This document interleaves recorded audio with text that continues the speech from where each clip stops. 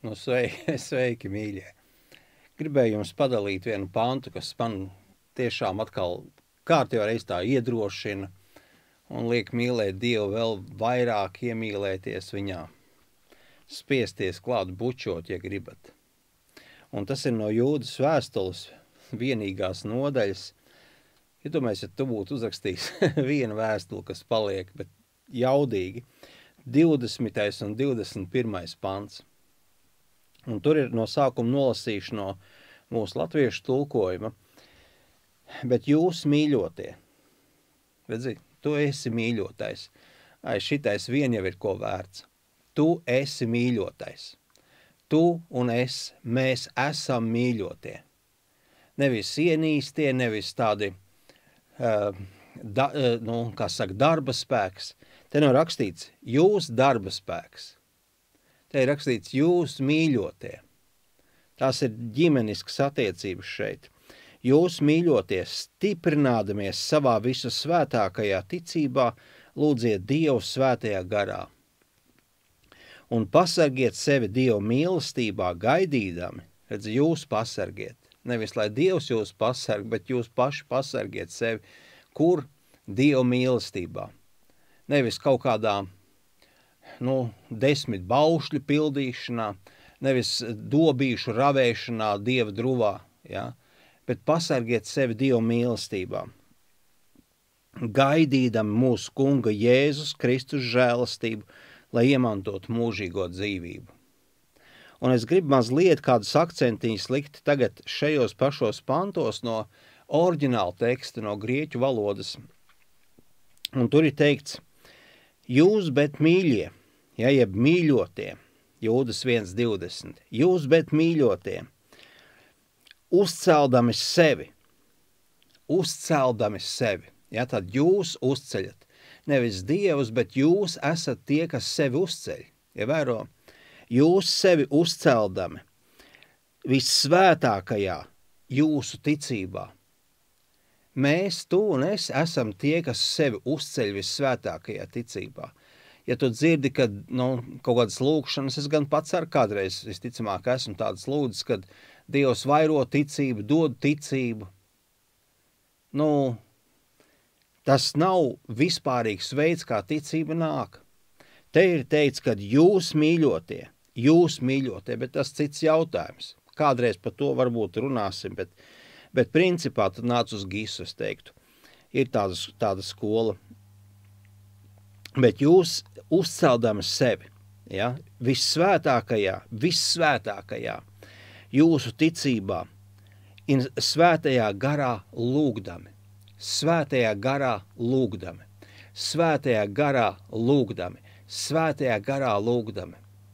Un es esmu pārliecināts, absolūti pārliecināts, ka tur ir vairāk kā tikai mēlis. Vairāk. Es neesmu pret mēlēm, bet ir mēles un vēl. Mēles ir daļa no tā visa. Bet ejam uz priekšu 21. pantā. Sevi, es skatos grieķu tulkojumā, 21, Jēkab 1.21. Sevi mīlestībā Dieva turiet. Burtiski teiks, turiet jeb sargājiet. Sevi Dieva mīlestībā sargājiet. Un grieķu valodā ir vairāki veidi, kā pateikt sargāt. Vismaz 3. Ja? Ir dažādi veidi. Ir veids, kad tu saki, piemēram, tu saki kā sargs, piemēram, stāv postenī un sargā kaut kādu militāru objektu. Ja? Šis nav tas vārds. Šeit ir vairāk, ja tu skaties kontekstu, kādā tas tiek lietots jaunajā derībā, tad tas nenozīmē, ka, ja es tagad nenosargāju, tad ar mani ir viss. Iedomājies, ja karavīrs būtu nolikts sardzē, un viņš aizmieg vai nenosargā, tur ir smagas sekas arī tam karavīram, bet šai gadījumā tas nav tas vārds. Šai gadījumā ir vienkārši par to, ka tu esi uzmanīgs. Tu uzmani sevi. Tas nozīmē, ka mums visiem ir iespēja kļūdīties, un Dievs to zina, eņģeļi to zina, un forši, kad arī mēs to uzzinātu. ja mēs to pieņemt, ja mēs spētu pieņemt, ka mēs kļūdamies. Bet tas nozīmē, ka, ja es ieraugu, ka kaut kas pietrūkst, mūc atpakaļ mīlestībā, mūc atpakaļ tajā, atgādini sev, kā to darīt.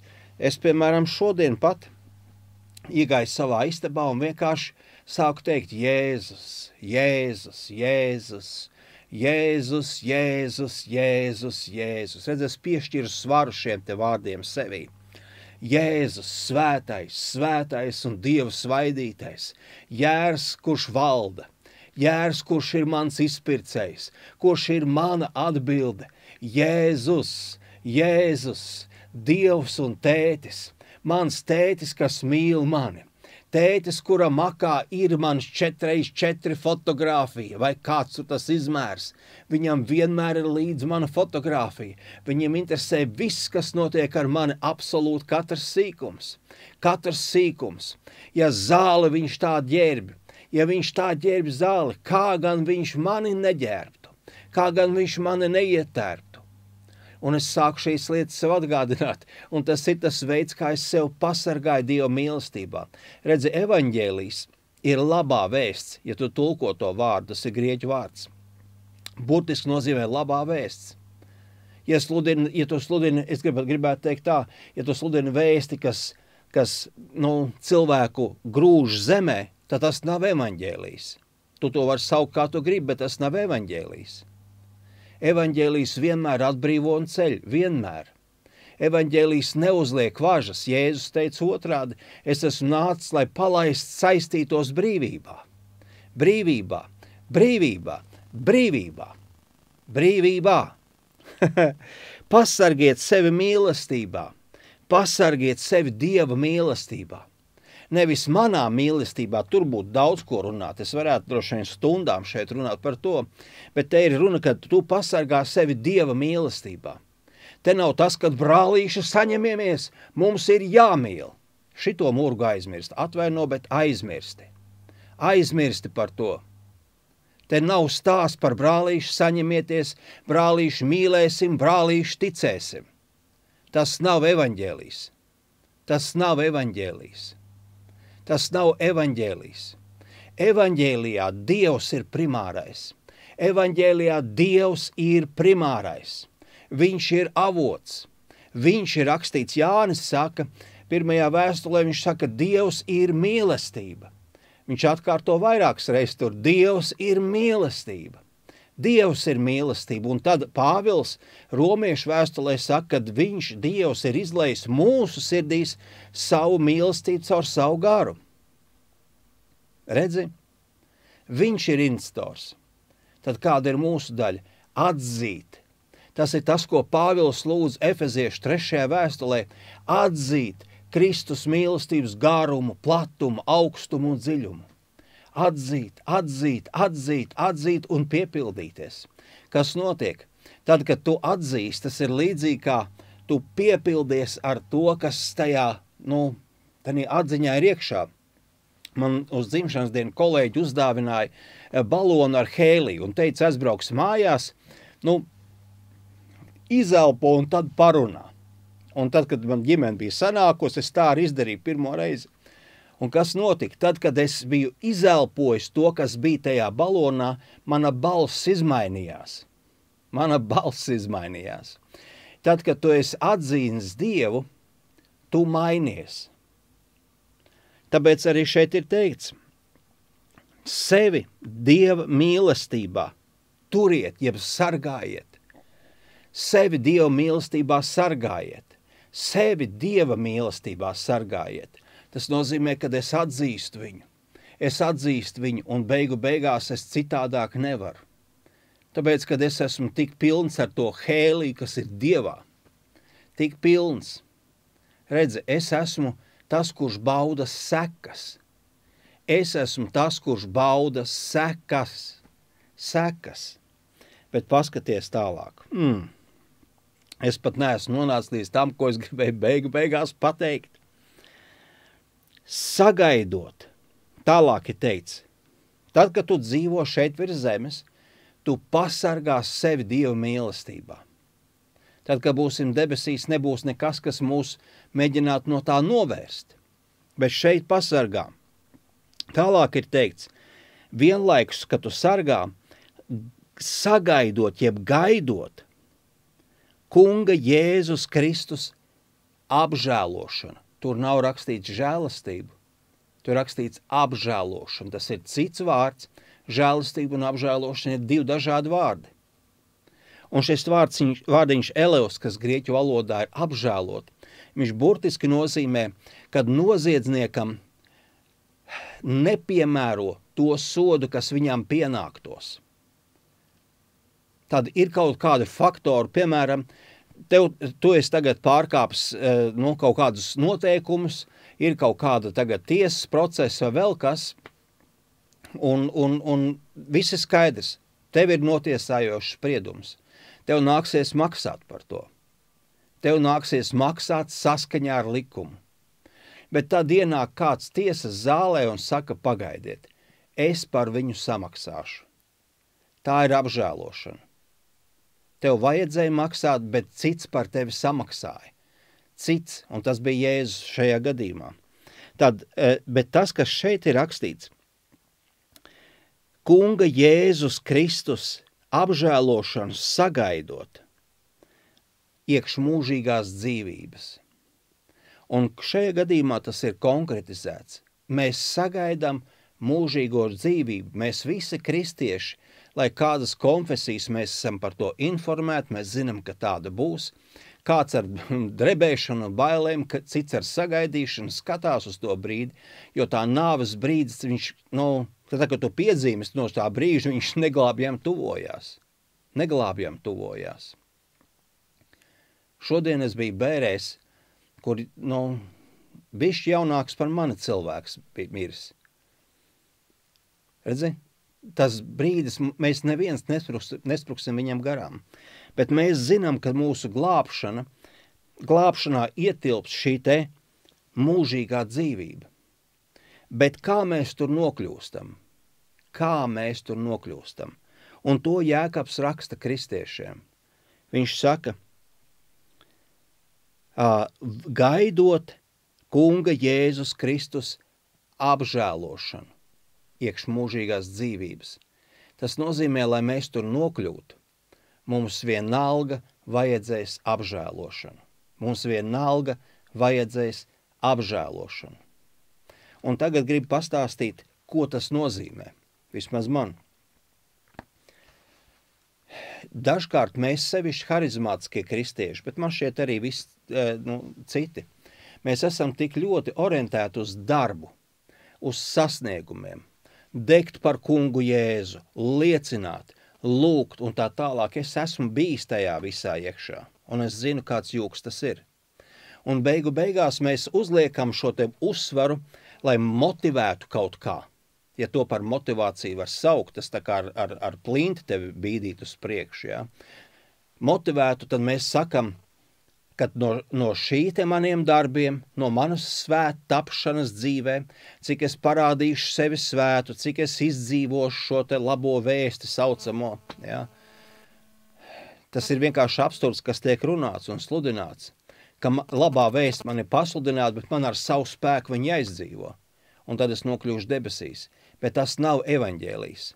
Evaņģēlijs, ko mēs tikko lasījām, saka tā, kad mēs sagaidām šo mūžīgo dzīvību, bet mēs zinām, ka mēs tajā iesim caur apžēlošanu. Neatkarīgi, cik tu esi jaudīgs, kruts, atvainojos par slēngu, cik tu esi sasniedzis un strādājis.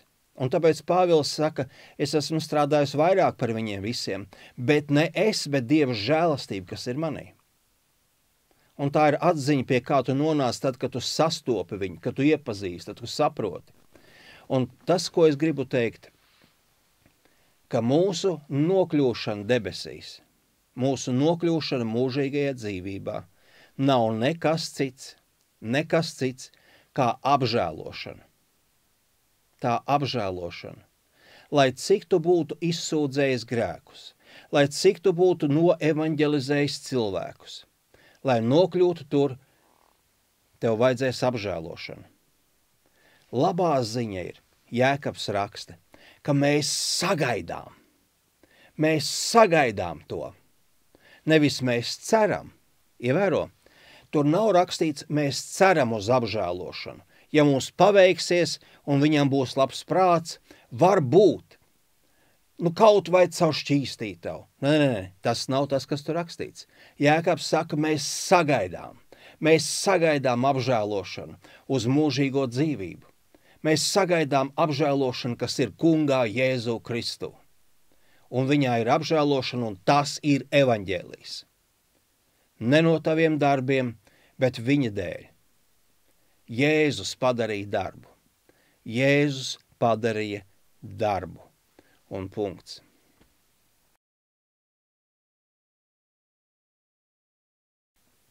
Un tas, ko es vēlos pateikt noslēgumā, vienkārši kā tāds atkāpe no visu šitā te. Tas, ko es redzu nosacīt pēdējā laikā, esmu varbūt jau minējis iepriekš, bet cik ļoti draudzei ir vajadzīgi skolotāji. Cik ļoti, es runāju vispār draudzei, kā tādai Latvijā, ir vajadzīgi skolotāji. Es atvainojos, jo es pats esmu skolotājs šajā dāvanā, tāpēc es šīs lietas pamanu. Savulaik kāds kalpotājs, kurš bija skolotājs un vēlāk Jēzus viņu cēla praviešu kalpošanā, viņam bija tāds sapnis. Viņš saka, man Dievs rādīja nākamajā naktī sapni, un viņš ieraudzīja, ko nozīmē šīs 5 kalpošanas. Apostols, pravietis, evaņģēlists, gans un skolotājs. Un viņš teica, kad skolotājs un gans ir, ja salīdzina ar armiju, tie tā kā tie seržanti, kas tevi apmācības nometnēs dricelē, ja, dīda, un tā tālāk liet skriet, liek šaut, liet granātu mest un tā tālāk. Savukārt apostolis un pravietis ir tie, kas ir tie virsnieki, kas lielā mērogā redz lietas, un tad, kad tu esi gatavs, viņi tevi sūta. Tur dari, tagad tas ir svarīgi, tagad šis, ja. Tad šīs te dāvanas darbojas kopā. Tas, kas notiek šobrīd, ko es redzu, nav jau nekāds brīnums, bet bieži vien draudzēs, lokālajās draudzēs, mēs esam uzcēluši dīķus. Dīķus. Nevis upes, nevis ezerus, bet dīķus.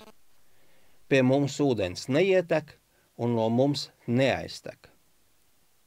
Mums ir sava konfesija un mums ir tas, kas mūsu konfesijā ir. Bet tas, kas notiek rezultātā, ūdens sāk glumēt. Tas vairs nav dzīvs, tas vairs nav spirkts, un zivīm tu vari censties kaut kādu ūdeni pūst iekšā, vēl kaut ko, bet tā nav normāla vide, kurā augt un attīstīties. Un man gribās tev teikt tā, ka ja tie, kas esam pie varas draudzē, kas ir atbildīgi par draudzi, un tie, kas būs atbildīgi par draudzi, es gribu teikt tā, jums līdz pat tam, kad pilnīgi tā kā veselībai svarīgi ir, ka jums ir skolotāji, tieši kā dāvana, nevis tie, kas sevi sauc par skolotājiem, bet skolotāji, kas māca vārdu. Jo, ja tu neapmācītus cilvēkus, aizsūtīs kaujās, viņi vienkārši ies bojā. Jums ir nepieciešams skolotāji, lai jūsu draudzēs pārstātu mirt cilvēki. Tik vienkārši. Tik vienkārši.